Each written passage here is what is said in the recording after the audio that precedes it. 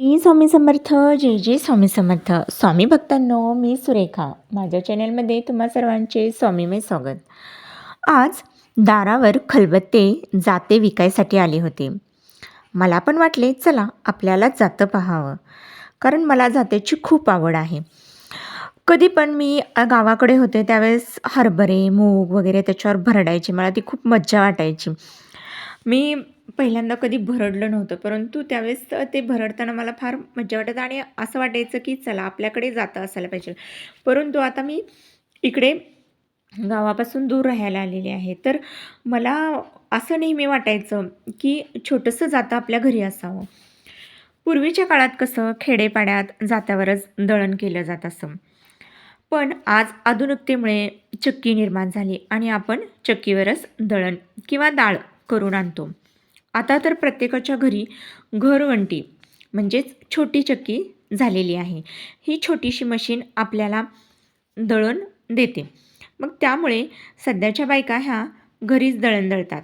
आज देखील खेड्यापाड्यात आपल्याला जातंही बघायला मिळतात आणि त्या घरातील महिला किंवा आजूबाजूच्या महिला जर कुणाकडं त्यांच्याकडे जर जातं नसेल आणि ज्याच्याकडे जातं आहे त्याच्याकडे येऊन हरभरा, मूग ह्या भरडून नेतात आणि त्याची डाळ करतात.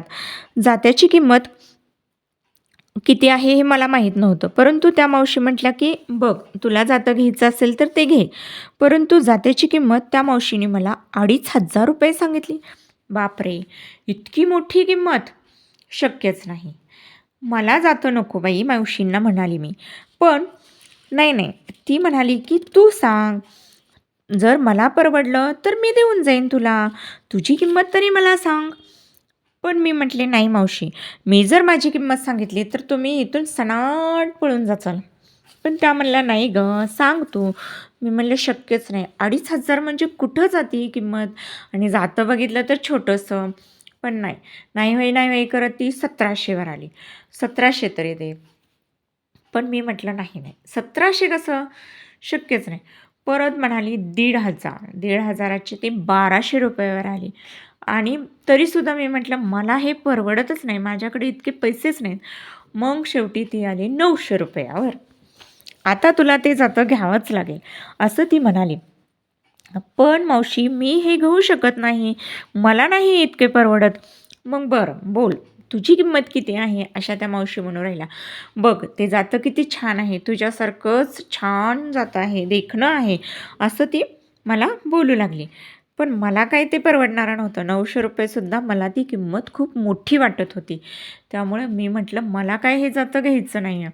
पण ती शेवटी मला म्हटलीच, की "बोल, आता तू बोलच. किती का असेना तुझी किंमत, पण बोल. मला जर परवडलं तर मी देईन." मी आता तिला सुरुवात केली ₹500 पासून. अरे अच्छा! ₹500. ₹500 म्हटल्यावर ती खाली बसलेली उठूनच उभी राहिली. "अगं बाई," म्हटली, ₹500 ला आता काय येतंय?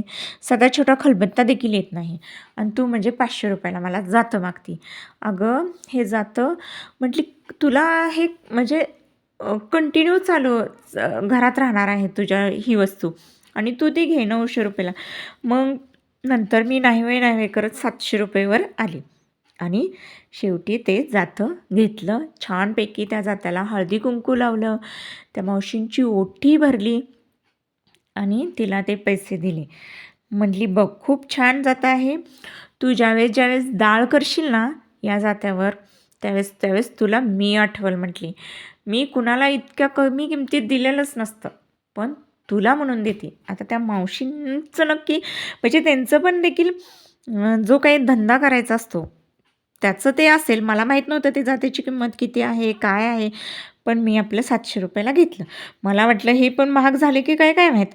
पण ठीक आहे. मग नंतर मग मी ते घरी आणलं. छानपैकी त्याला हळद आणि तेल लावून ठेवलं. ते त्या मावशीने सांगितलं होतं की मला हळद आणि तेल लावून ते जातं ठेव आणि ते जातं हे मशीनवर तयार केलेलं आहे, त्यामुळे त्याला जास्त खर नसणार आहे. त्यामुळं मी आपलं तेल आणि हळद लावून ते तयार केलं. नंतर त्यामध्ये म्हटलं थोडं तरी काहीतरी भरडलं पाहिजे म्हणून बाजरी थोडीशी भरडली. नंतर थोडंसं तांदूळ भरडून बघितलं.